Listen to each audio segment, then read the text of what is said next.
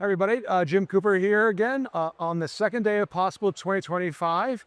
And we're very happy to have Alejandra Salazar, who is the founder and CEO of the CROING creative agency based here in Miami. Lovely to see you again. Thank you. Thank you for having me again. Absolutely. So last year we talked on the stage. A lot has happened. A lot. Culturally, politically, technology has changed. It's a very different world. Yeah, You know, 100%. So to catch us up on where the Latino community is, and how are brands talking to them now in a way that's actually getting through to them in a sort of a complicated time for them. Yeah, it is. It is complicated, and actually, for not only my community, which is the U.S. Hispanic community, but immigrants in general. Like the speech right now, I hear people like with a lot of fear, a lot of pain, and I think it's a great opportunity. I mean, it's a sad moment, but it's such an important opportunity for brands to actually speak up, talk to us. Like it's a sensible moment, and it's not only for Latinos or Latinas. It's also for, I hear people from Canada, from England.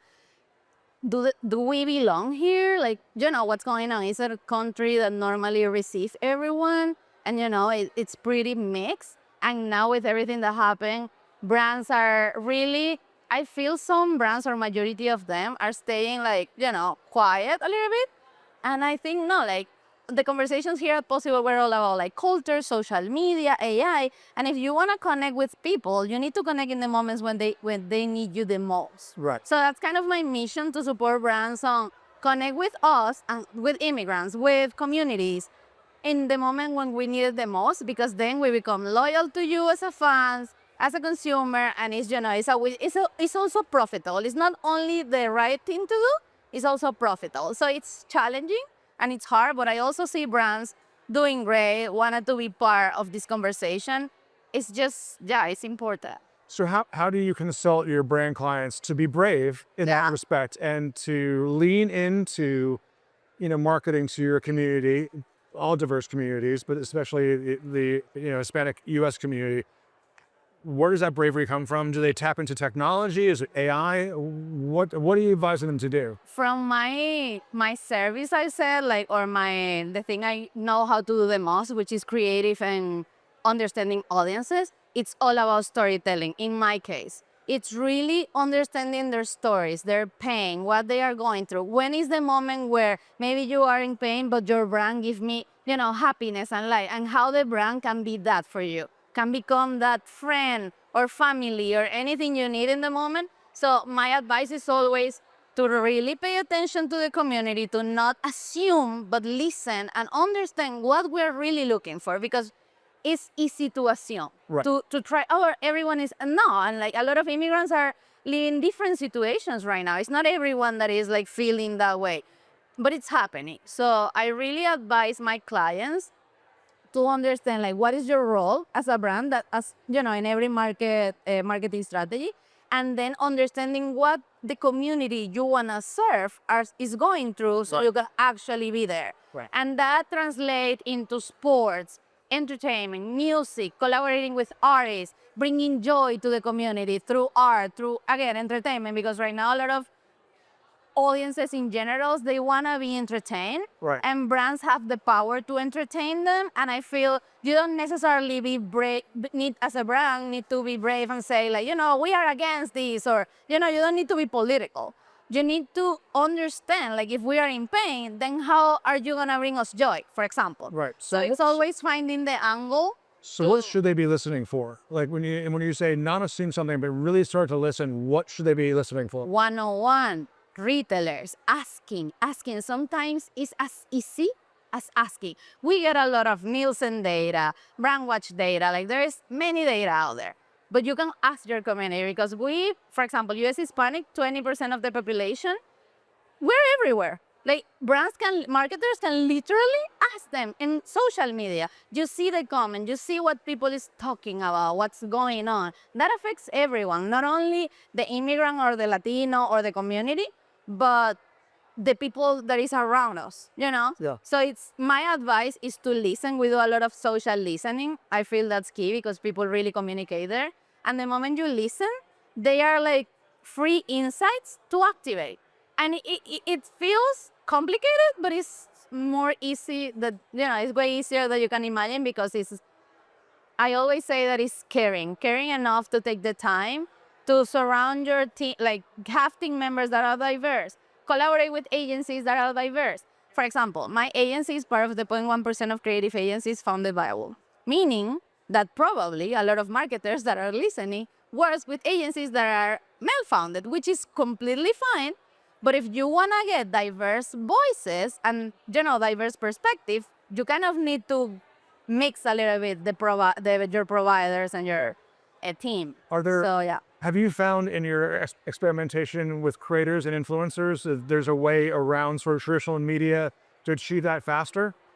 To achieve That one-on-one. yeah, I think definitely creators, the small creators, influencers, artists, like they kind of have little fandoms or little communities that if a brand understands how to connect with this influencer, this micro creator, because it can have 2K followers, right? But if you understand how and why this community connects with them, and then think on how your brand can actually be meaningful and not just product placement, but product integration, how can you really be part of the story? Again, it's all about storytelling.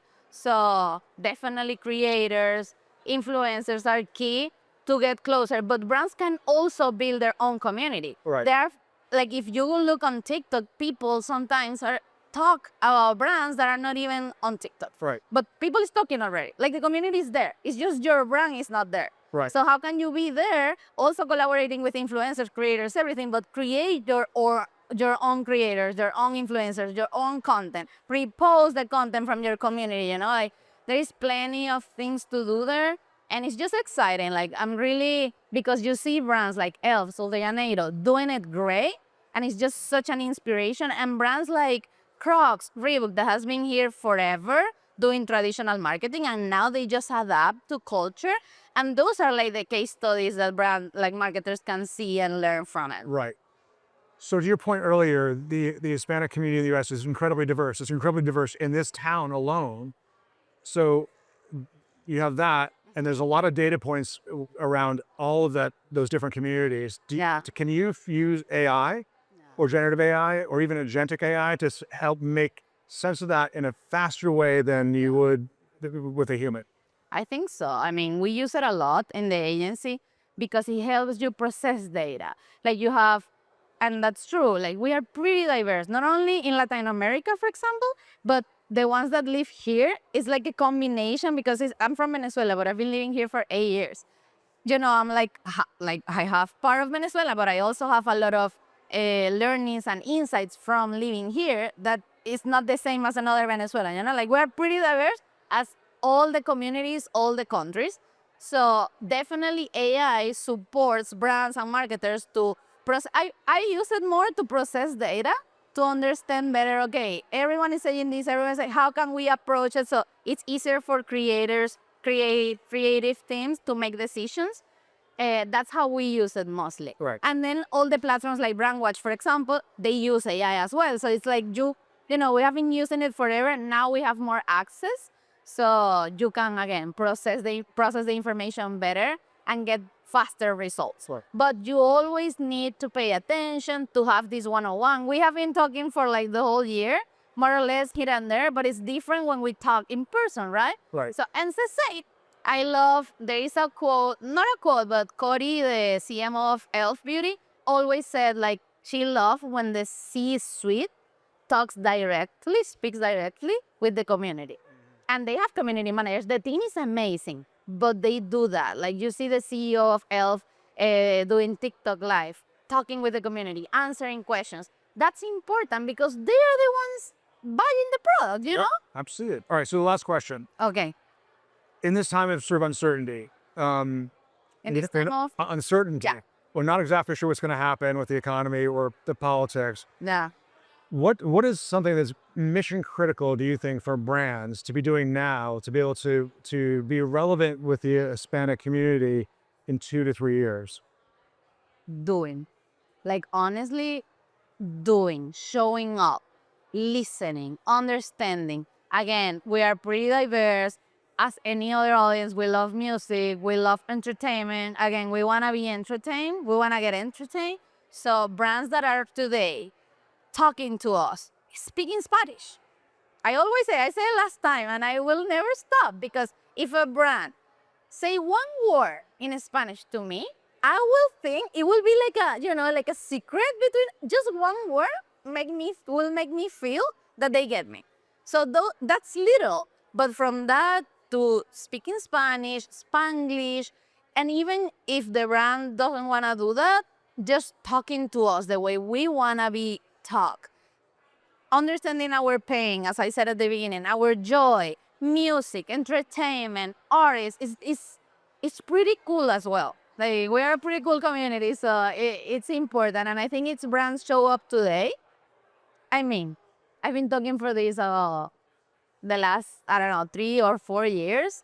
It's not necessarily just because of the situation, but definitely in any point of life when someone is in pain and you show up, then the person will pay back. It's like as simple as life. Sure. So yeah, that will be my advice. All right, good.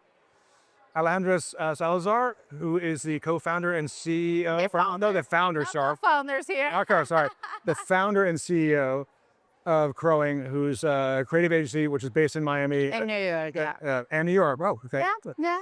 All right, so amazing to see you again, and good luck with everything, and we'll see you back here next year. Thank you for always being there, and really want to bring this message up, because it is important. And sometimes people don't want to talk about these things, and I'm happy that you are always there, wanting to put diverse voices, so I appreciate it. Okay.